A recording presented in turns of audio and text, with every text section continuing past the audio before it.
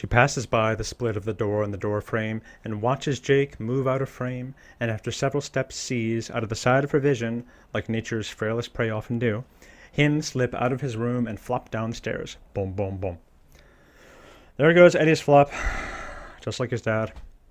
Jake eyes her, doing a poor job of imitating her own inheritable eye skim, pretending that she's not eyeing him as her eyes in the plastic basket vanish into Jenny's room, because Jenny Oneness isn't there, he notices.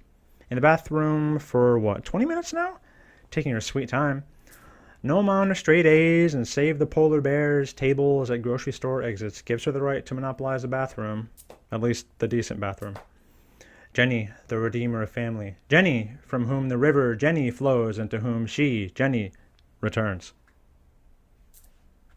Mom might linger in Jenny's room like she sometimes does, waiting for others to go to her so she can live out the inner drama where she pretends to herself that when they do go to her, it's not a last resort, but because she matters as much to them as when they were each 2 years old and helpless. Lack of other reliance terrifies her. So many glances, so much looking, so many cuts into what is now not hers or mere extensions of her and her body. Smiling to herself like always while folding Gabby's baby doll. Kind of a fucked up gift in his opinion, before setting it aside in a special pile by itself, demarcating her territory by designating her heir apparent, the one who most accurately reminds her of the things in herself she wishes she still was.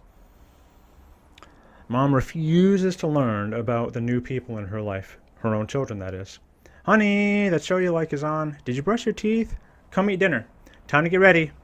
Help me with the bags. Don't forget to change your shoes. Onions or no onions? Where's your other hat? Oh, well, excuse me for remembering that you like to wear that one. Clean up. They'll be here soon. Her development lags. Her milestones are delayed. But that's what mothers do, he thinks. They take, and they can't keep up, and they live in the past and insist and encroach and claim it's all love when it's actually only want of love. Want and fear. Fear that adoration is now only a remembrance. Fear that the waxy, nipple-gumming jaw sees behind the curtain of years of inept, fumbled parenting and actually blames her for it. She, Mom, believes that love is debt, equally undying, the contract of birth sealed without terms, unasked for, insistent, the croon of the mother a sentence to call on, no beginning or end or definition to speak of, imprisoning a tiny life's life in a cell without limits, invoking at will the punishment of guilt and the slyest of eyes, the whitest of lies, no ceiling to see but the old flesh of wombs, no veins to split but those rits in old blood. And Mom thinks I see nothing? She sees my insights as flukes, my mistakes as evidence, my dreams as faults? She sees this because she's already given up and needs to believe no one can tell. Because of the inability to fulfill the sense of self she fostered over the years. Because of her dead tree marriage with Dad, who's probably playing his unplugged Stratocaster right now in his room. Not because he doesn't have an amp, but because plugging it in and allowing everyone to hear will only remind him that everyone else knows how much he has failed. Even his failed riffs can't move as fast as they used to. A failure of a failure, copying himself to death. Reminiscing and calling it lesson planning.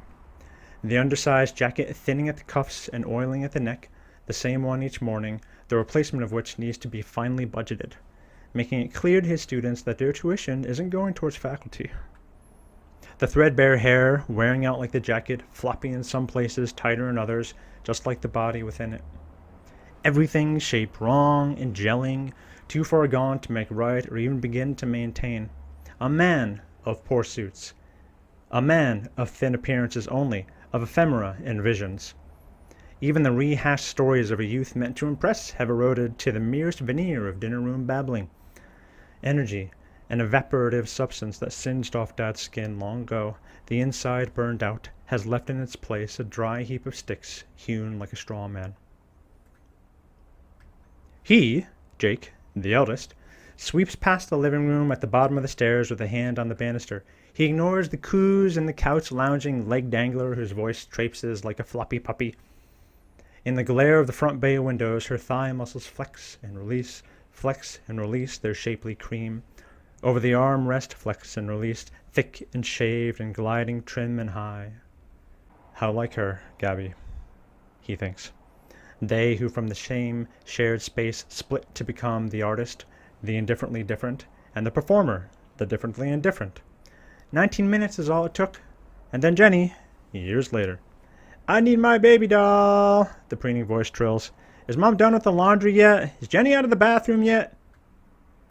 She can't help but pester him to try to get his attention while doing her best to pretend that she cares nothing about getting his attention, or anyone else's. Anyone at all. He recognizes her best impression of a pink-lipped kawaii girl. Seen her practicing in front of the mirror. Her lilt prunes like the tongued funnel of an orchid petal. God damn her. Gabby can get whatever she wants, especially from Dad, and do no wrong in the process.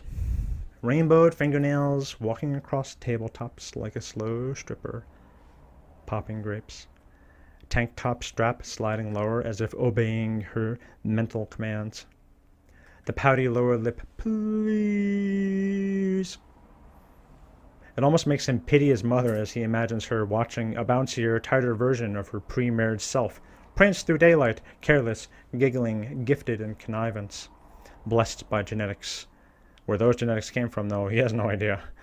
Playing on the psychic tension of sex, swollen and bloodful, between Dad and her. He's seen the pictures in Mom's and Dad's room, the way Mom used to be, the things Dad used to want. There's a reason Mom keeps in contact with those high school friends whom she thinks haven't outstripped her life status. An actual, whole marriage, no matter what the state of decay, unthinkable. And the teen mom brigade of that era, complete with the printed yearbook collage in the bedroom from 20 years ago as a snapshot memory. His mom's friends and their nearly 30-year-old children. Gabby's legs kick harder as he putters past and into the kitchen and rolls his eyes when she calls to him like he doesn't actually want her attention, she thinks. Rude, asshole. No, intuits, not thinks. His sheets must be a bitch to clean.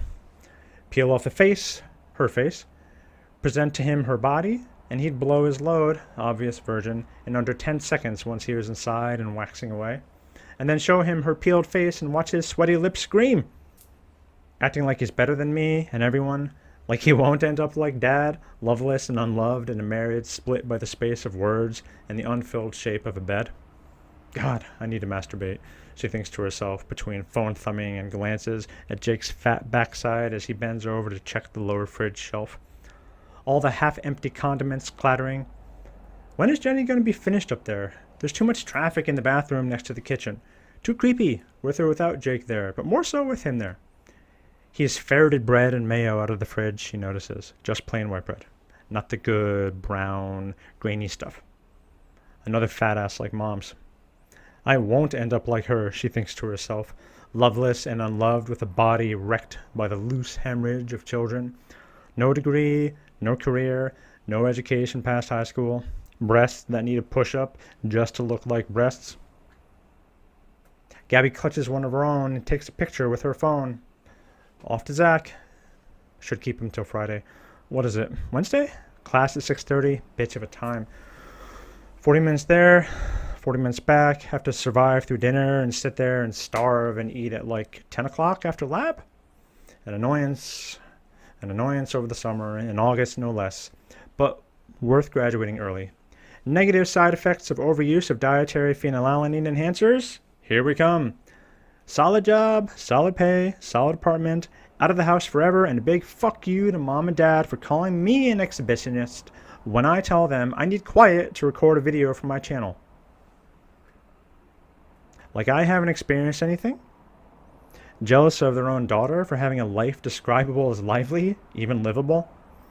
Pissed that they haven't had a single hand in constructing it directly and that they don't have a part in living it at all, especially Mom.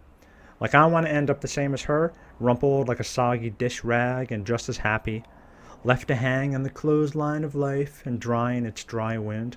No, thank you. Is she actually still doing laundry? What time is it? I have to leave soon. And there goes Jake with his sandwich. No, sandwiches, multiple, of course. Loves mayo, the fat fuck. Back up the stairs to his cartoons on that fusty bed and its crusty sheets. She wonders if he masturbates while thinking about her. She would if she were a guy. It's gross to think that they were ever close enough to touch, side by side, egged in one hutch, up through Mom's gooey vag. Jenny was lucky, coming later, and being spared the sickness of always being referred to in the same sentence as Jake, because doesn't it make a fun story at holiday time to recount bath time together as toddlers? Look, here are the pictures. This family is a mob of pity, a silt of people, packed but too loose to stick, a blown dust that can never land.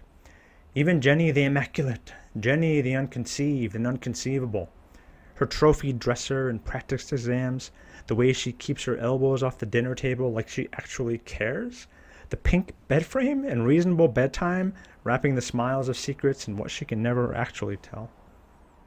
A poor secret holder by any means, but especially in a family where each member believes they're so clever and sees so much, and therefore, true to form, sees so little. Of course, Mom and Dad don't know, and it's doubtful Jake cares even if he does, or at least cares enough to tell if he does care at all. Jake sneers as he takes the stairs, 2 at a time, at what, Gabby doesn't know. His own thoughts, most likely, balancing his plate in front of him and chewing on the way.